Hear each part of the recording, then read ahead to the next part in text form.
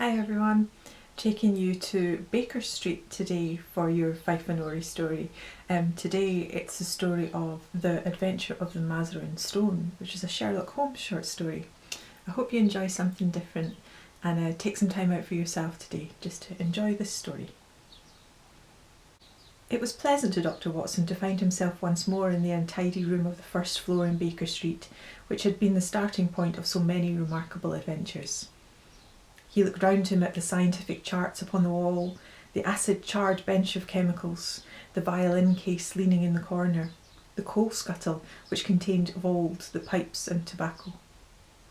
Finally, his eyes came round to the fresh and smiling face of Billy, the young but very wise and tactful page, who had helped a little to fill up the gap of loneliness and isolation which surrounded the saturnine figure of the great detective.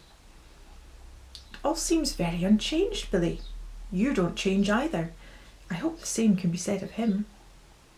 Billy glanced with some solicitude at the closed door of the bedroom. "I think he's in bed and asleep," he said. It was 7 in the evening of a lovely summer's day, but Dr. Watson was sufficiently familiar with the irregularity of his old friend's hours to feel no surprise at that idea. "That means a case, I suppose?" "Yes, sir. He's very hard at it just now. I'm frightened for his health. He gets paler and thinner, and he eats nothing." "When will you be pleased to dine, Mr. Holmes?" Mrs. Hudson asks. 7:30, the day after tomorrow," says he. "You know his way when he's keen on a case." "Yes, Billy, I know. He's following someone. Yesterday he was out as a workman looking for a job. Today he was an old woman. Fairly took me in, he did, and I ought to know his ways by now." Billy pointed with a grin to a very baggy parasol which leaned against the sofa. "That's part of the old woman's outfit," he said. "But what is it all about, Billy?" Billy sank his voice, as one who discusses great secrets of state. "I don't mind telling you, sir, but it should go no further. It's this case of the Crown Diamond." "What, the £100,000 burglary?" "Yes, sir. They must get it back, sir. Why, we had the Prime Minister and the Home Secretary both sitting on that very sofa. Mr. Holmes was very nice to them. He soon put them at their ease and promised he would do all he could. Then there is Lord Cantlemere." "Ah. Yes, sir. You know what that means. He's a stiff 'un, sir, if I may say so. I can get along with the Prime Minister, and I've nothing against the Home Secretary, who seemed a civil, obliging sort of man, but I can't stand his lordship. Neither can Mr. Holmes, sir. You see, he don't believe in Mr. Holmes, and he was against employing him. He'd rather he failed. And Mr. Holmes knows it. Mr. Holmes always knows whatever there is to know. Well, we'll hope he won't fail, and that Lord Cantlemere will be confounded. But I say, Billy, what is that curtain for across the window?"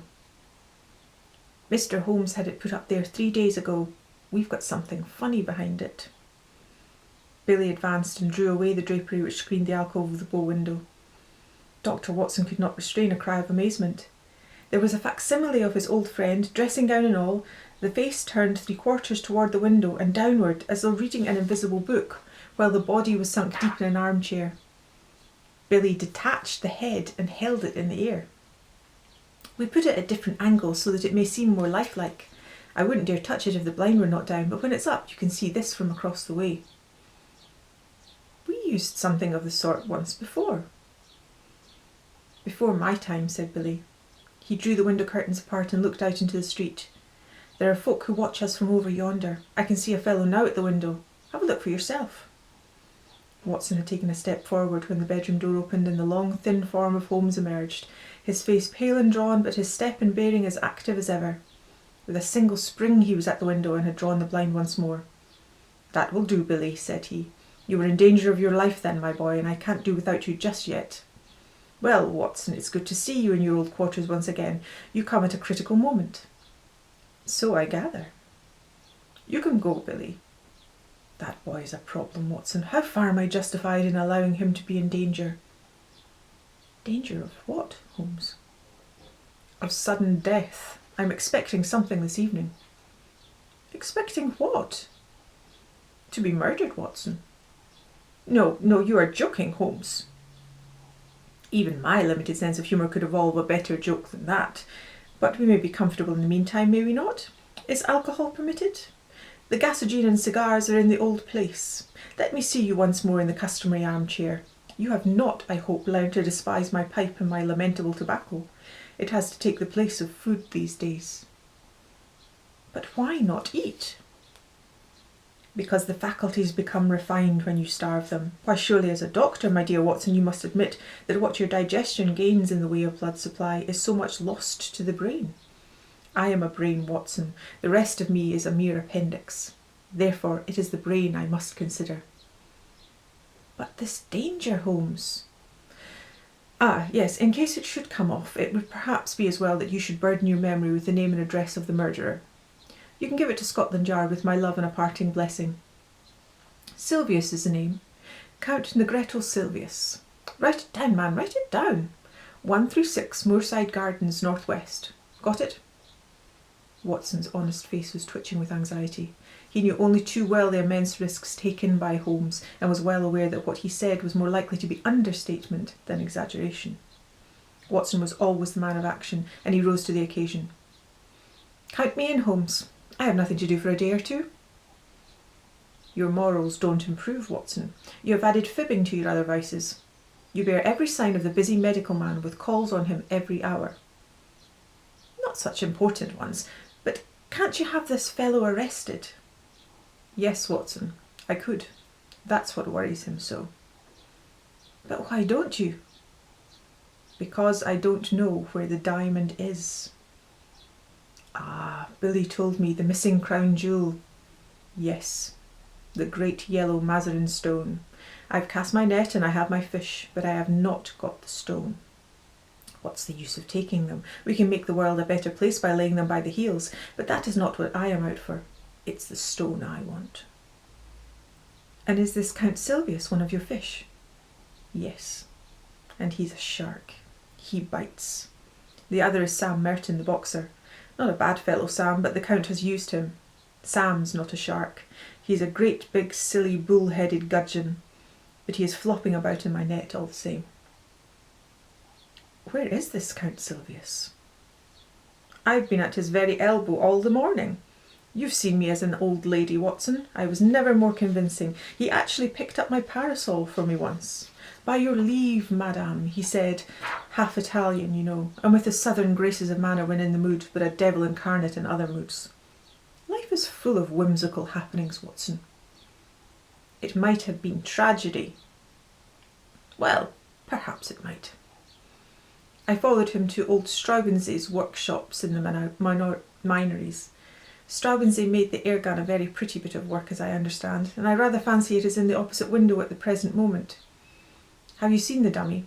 Of course, Billy showed it to you. Well, it may get a bullet through its beautiful head at any moment. Ah, Billy, what is it? The boy had reappeared in the room with a card upon a tray. Holmes glanced at it with raised eyebrows and an amused smile. The man himself! I had hardly expected this. Grasp the nettle, Watson. A man of nerve. Possibly you have heard of his reputation as a shooter of big game. It would indeed be a triumphant ending to his excellent sporting record if he added me to his bag. This is a proof that he feels my toe very close behind his heel. Send for the police. I probably shall, but not just yet. Would you glance carefully out of the window, Watson, and see if anyone is hanging about in the street? Watson looked warily round the edge of the curtain. Yes, there's one rough fellow near the door. That will be Sam Merton, the faithful but rather fatuous Sam. Where is this gentleman, Billy? In the waiting room, sir. Show him up when I ring. Yes, sir. If I am not in the room, show him in all the same. Yes, sir. Watson waited till the door was closed, then he turned earnestly to his companion. Look here, Holmes, this is simply impossible. This is a desperate man who sticks at nothing. He may have come to murder you. I should not be surprised. I insist upon staying with you. You would be horribly in the way. In his way? No, my dear fellow, in my way. Well, I can't possibly leave you. Yes, you can, Watson, and you will, for you have never failed to play the game. I am sure you will play it to the end. This man has come for his own purpose, but he may stay for mine. Holmes took out his notebook and scribbled a few lines. take a cab to Scotland Yard and give this to Yole of the CID. Come back with the police. The fellow's arrest will follow." "I'll do that with joy." "Before you return, I may just have time enough to find out where the stone is." He touched the bell. "I think we will go out through the bedroom. This second exit is exceedingly useful.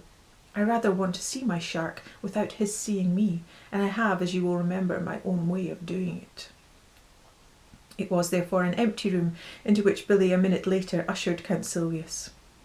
The famous game-shot sportsman and man-about-town was a big swarthy fellow with a formidable dark moustache shading a cruel thin-lipped mouth and surmounted by a long curved nose like the beak of an eagle. He was well dressed, but his brilliant necktie, shining pin and glittering rings were flamboyant in their effect.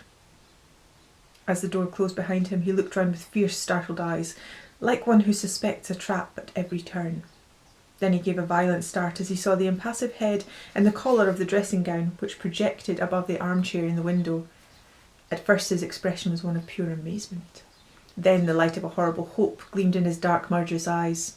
He took one more glance round to see there were no witnesses, and then on tiptoe, his thick stick half raised, he approached the silent figure. He was crouching for his final springing blow when a cool, sardonic voice greeted him from the open bedroom door. "Don't break it, Count. Don't break it." The assassin staggered back, amazement in his convulsed face. For an instant he half raised his loaded cane once more, as if he would turn his violence from the effigy to the original. But there was something in that steady grey eye and mocking smile which caused his hand to sink to his side. "It's a pretty little thing," said Holmes, advancing toward the image. "Tavernier, the French modeller, made it. He's as good at waxworks as your friend Straubensee is at air guns." "Air guns, sir? What do you mean?" "Put your hat and stick on the side table. Thank you. Pray take a seat. Would you care to put your revolver out also?" "Oh, very good, if you prefer to sit upon it." "Your visit is really most opportune, for I wanted badly to have a few minutes' chat with you." The Count scowled with heavy, threatening eyebrows. "I too wish to have some words with you, Holmes. That's why I am here. I won't deny that I intended to assault you just now." Holmes swung his leg on the edge of the table. "I rather gathered you had some idea of the sort in your head," said he. "But why these personal attentions?" "Because you have gone out of your way to annoy me. Because you have put your creatures upon my track." "My creatures? I assure you, no." "Nonsense. I've had them followed. Two can play at that game, Holmes." "It's a small point, Count Silvius, but perhaps you would kindly give me my prefix when you address me. You can understand that with my routine of work I should find myself on familiar terms with half the rogues' gallery, and you will agree that exceptions are invidious." "Well, Mr. Holmes, then." "Excellent. But I assure you, you are mistaken about my alleged agents." Count Silvius laughed contemptuously. "Other people can observe as well as you. Yesterday there was an old sporting man. Today it was an elderly woman. They held me in view all day." "Really, sir, you compliment me. Old Baron Dowson said the night before he was hanged that in my case what the law had gained the stage had lost. And now you give my little impersonations your kindly praise." "It was you yourself." Holmes shrugged his shoulders. "You can see in the corner of the parasol which you so politely handed to me in the Minories before you began to suspect." "If I had known, you might never have seen this humble home again. I was well aware of it. We all have neglected opportunities to deplore. As it happens, you did not know, so here we are." The Count's knotted brows gathered more heavily over his menacing eyes. "What you say only makes the matter worse. It was not your agents, but your play-acting, busybody self. You admit that you have dogged me. Why?" "Come now, Count. You used to shoot lions in Algeria." "Well?" "But why?" "Why? The sport, the excitement, the danger." "And no doubt to free the country from a pest." "Exactly." "My reasons in a nutshell." The Count sprang to his feet, and his hand involuntarily moved back to his hip pocket. "Sit down, sir, sit down. There was another more practical reason. I want that yellow diamond." Count Silvius lay back in his chair with an evil smile. "Upon Upon my word, said he. You knew that I was after you for that. The real reason why you are here tonight is to find out how much I know about the matter and how far my removal is absolutely essential. Well, I should say that from your point of view, it is absolutely essential, for I know all about it, save only one thing, which you are about to tell me. Oh, indeed. And pray, what is this missing fact? Where the crown diamond now is. The Count looked sharply at his companion. Oh, you want to know that, do you? How the devil should I be able to tell you where it is? You can, and you will. Indeed. You can't bluff me, Count Silvius. Holmes' eyes, as he gazed at him, contracted and lightened until they were like two menacing points of steel. You are absolute plate glass. I see to the very back of your mind. Then, of course, you see where the diamond is. Holmes clapped his hands with amusement and then pointed a derisive finger. Then you do know. You have admitted it. I admit nothing. Now, Count, if you will be reasonable, we can do business. If not, you will get hurt. Count Silvius threw up his eyes to the ceiling. And you talk about bluff, said he. Holmes looked thoughtfully, like a master chess player who meditates his crowning move. Then he threw open the table drawer and drew out a squat notebook. Do you know what I keep in this book? No, sir, I do not. You. Me? Yes, sir, you.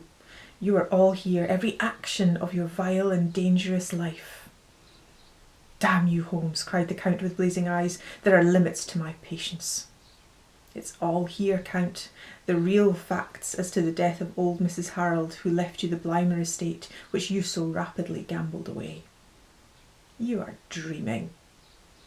And the complete life history of Miss Minnie Warrender. You will make nothing of that. Plenty more here, Count. Here is the robbery in the train de luxe to the Riviera on February 13th, 1892. Here is the forged cheque in the same year on the Credit Lyonnais. No, you're wrong there. Then I am right on the others. Now, Count, you're a card player. When the other fellow has all the trumps, it saves time to throw down your hand. What has all this talk to do with the duel of which you spoke? Gently, Count. Restrain that eager mind. Let me get to the points in my own humdrum fashion. I have all this against you, but above all, I have a clear case against both you and your fighting bully in the case of the Crown Diamond. Indeed. I have the cabman who took you to Whitehall and the cabman who brought you away. I have the commissionaire who saw you near the case. I have Ikey Sanders who refused to cut it up for you. Ikey has peached and the game is up. The veins stood out on the Count's forehead. His dark, hairy hands were clenched in a convulsion of restrained emotion. He tried to speak, but the words would not shape themselves. That's the hand I play from, said Holmes. I put it all upon the table. But one card is missing. It's the King of Diamonds. I don't know where the stone is. You never shall know. No? Now be reasonable, Count. Consider the situation. You're going to be locked up for 20 years. So is Sam Merton. What good are you going to get out of your diamond? None in the world. But if you hand it over, well, I'll compound a felony. We don't want you or Sam. We want the stone. Give that up, and as so far as I'm concerned, you can go free so long as you behave yourself in the future. If you make another slip, well, it will be the last. But this time my commission is to get the stone, not you. But if I refuse, why, then alas, it must be you and not the stone. Billy had appeared in answer to a ring. I think, Count, that it would be as well to have your friend Sam at this conference. After all, his interests should be represented. Billy, you will see a large and ugly gentleman outside the front door. Ask him to come up. If he won't come, sir? No violence, Billy. Don't be rough with him. If you tell him that Count Silvius wants him, he will certainly come. What are you going to do now? Asked the Count as Billy disappeared. My friend Watson was with me just now. I told him that I had a shark and a gudgeon in my net. Now I am drawing the net, and up they come together. The Count had risen from his chair and his hand was behind his back. Holmes held something half protruding from the pocket of his dressing gown. You won't die in your bed, Holmes. I have often had the same idea. Does it matter very much? After all, Count, your own exit is more likely to be perpendicular than horizontal. But these anticipations of the future are morbid. Why not give ourselves up to the unrestrained enjoyment of the present? A sudden wild beast light sprang up in the dark, menacing eyes of the master criminal. Holmes' figure seemed to grow taller as he grew tense and ready. It is no use fingering your revolver, my friend, he said in a quiet voice. You know perfectly well that you dare not use it, even if I gave you time to draw it. Nasty, noisy things, revolvers, Count. Better stick to air guns. Ah, I think I hear the fairy footstep of your estimable partner. Good day, Mr. Merton. Rather dull in the street, is it not? The prize fighter, a heavily built young man with a stupid, obstinate, slab-sided face, stood awkwardly at the door, looking about him with a puzzled expression. Holmes' debonair manner was a new experience, and though he vaguely felt that it was hostile, he did not know how to counter it. He turned to his more astute comrade for help. What's the game now, Count? What's this fellow want? What's up? His voice was deep and raucous. The Count shrugged his shoulders, and it was Holmes who answered. If I may put it in a nutshell, Mr. Merton, I should say it was all up. The boxer still addressed his remarks to his associate.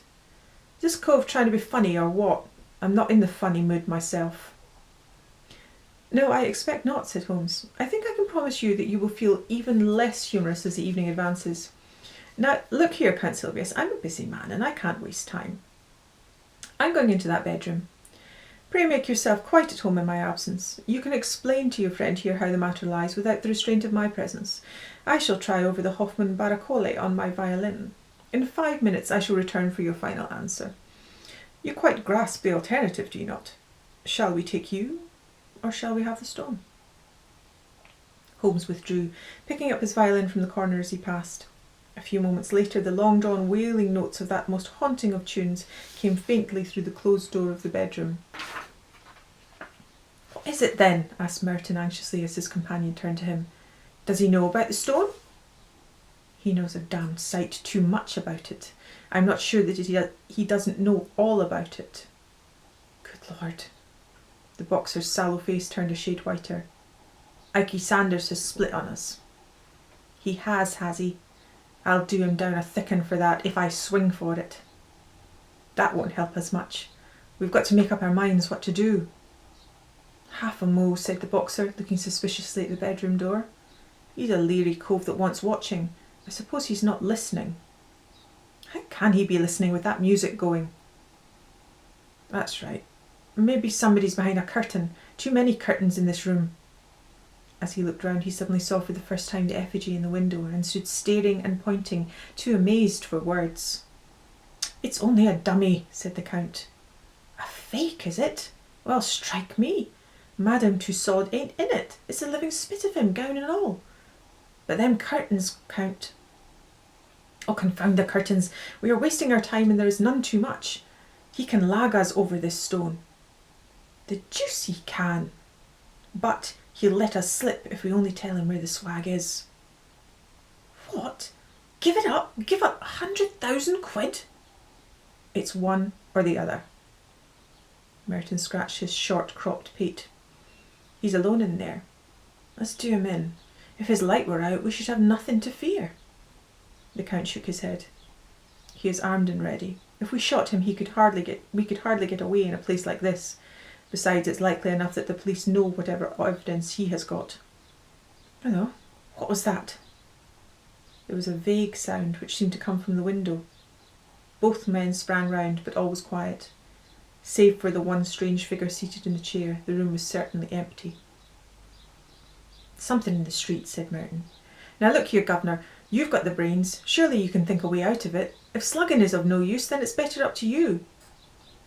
I've fooled better men than he, the Count answered. The stone is here in my secret pocket. I take no chances leaving it about. It can be out of England tonight and cut into 4 pieces in Amsterdam before Sunday. He knows nothing of Van Sedder. I thought Van Sedder was going next week. He was, but now he must get off by the next boat. One or other of us must slip round with the stone to Lime Street and tell him. But the false bottom ain't ready. Well, he must take it as it is and chance it. There's not a moment to lose. Again, with the sense of danger which becomes an instinct with a sportsman, he paused and looked hard at the window. Yes, it was surely from the street that the faint sound had come. As to Holmes, he continued, we can fool him easily enough. You see, the damned fool won't arrest us if he can get the stone. Well, we'll promise him the stone. We'll put him on the wrong track about it, and before he finds that it is the wrong track, it will be in Holland, and we out of the country. That sounds good to me, cried Sam Merton with a grin. You go on and tell the Dutchman to get a move on him. I'll see this sucker and fill him up with a bogus confession. I'll tell him that the stone is in Liverpool. Confound that whining music, it gets on my nerves. By the time he finds it isn't in Liverpool, it will be in quarters and we on the blue water. Come back here, out of a line with that keyhole. Here is the stone. I wonder you dare carry it. Where could I have it safer? If we could take it out of Whitehall, someone else could surely take it out of my lodgings. Let's have a look at it. Count Silvius cast a somewhat unflattering glance at his associate and disregarded the unwashed hand which was extended toward him. Well, what do you think? I'm going to snatch it off you. See here, mister, I'm getting a bit tired of your ways. Well, no offence, Sam. We can't afford to quarrel. Come over to the window if you want to see the beauty properly. Now, hold it to the light. Here. Thank you. With a single spring, Holmes had leapt from the dummy's chair and had grasped the precious jewel. He held it now in one hand, while his other pointed a revolver at the Count's head. The two villains staggered back in utter amazement. Before they had recovered, Holmes had pressed the electric bell. No violence, gentlemen, no violence, I beg of you. Consider the furniture. It must be very clear to you that your position is an impossible one. The police are waiting below. The Count's bewilderment overmastered his rage and fear.